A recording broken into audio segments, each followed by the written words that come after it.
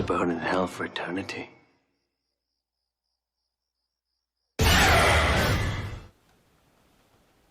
Hello.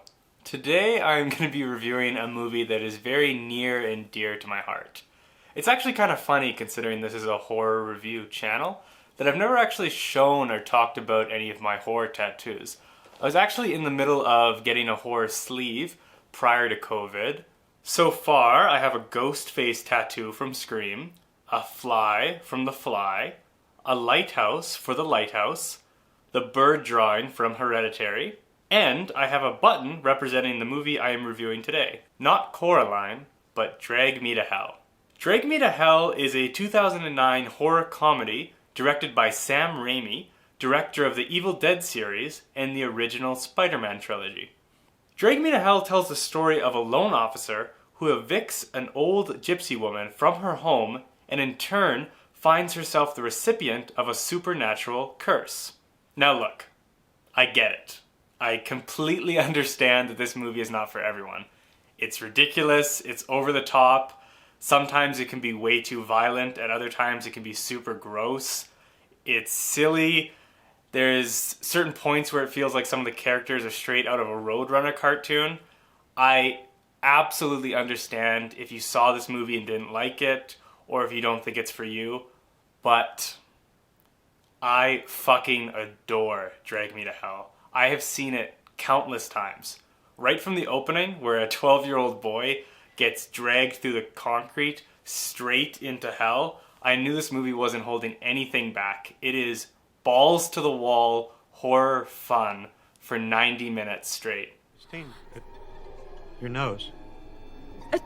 Sure. Can you hold? Here, let me help you. No, I've got it under control. Oh, what is with you? Drag Me to Hell isn't a purely serious horror movie. I feel like a lot of the clear goofiness is mistaken as unintentional in a lot of reviews. This has clear comedy elements, just like the Evil Dead movies. There's a talking goat, a blinking eyeball in a cake, and someone who gets a full arm shoved down their throat. The intent is to be over the top and silly. That being said, Drag Me to Hell is also legitimately scary at times. There is a number of really well executed scenes that build suspense expertly and culminate with a great jump scare. That scene in the parking garage scared the absolute shit out of me when I first watched it. It is a genuinely fantastic scene. I think I even paused and took a break before I resumed watching the first time. And there's a number of other legitimately scary scenes just like it. Drag Me to Hell does a great job of blending the horror and the comedy. As well, I found the lead character of Christine extremely sympathetic in this. I was heavily invested in her from the start. She's likable, driven, and undeserving of her fate. I was really rooting for her to overcome this curse. The setup of a defaulted loan leading to the curse is awesome, especially considering the film came out during the mid-2000 financial crisis.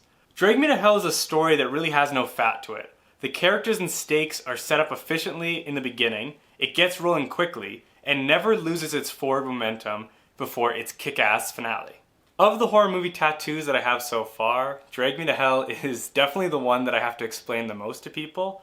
I can completely understand if it wasn't for you, but for me personally, it is everything that I want in a horror movie. I absolutely loved it, and it is one of my all-time favorites.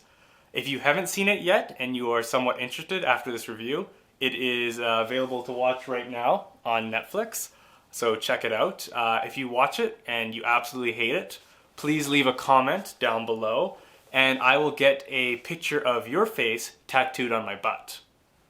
Anyway, that's my review of Drag Me to Hell. I will see you in the next video.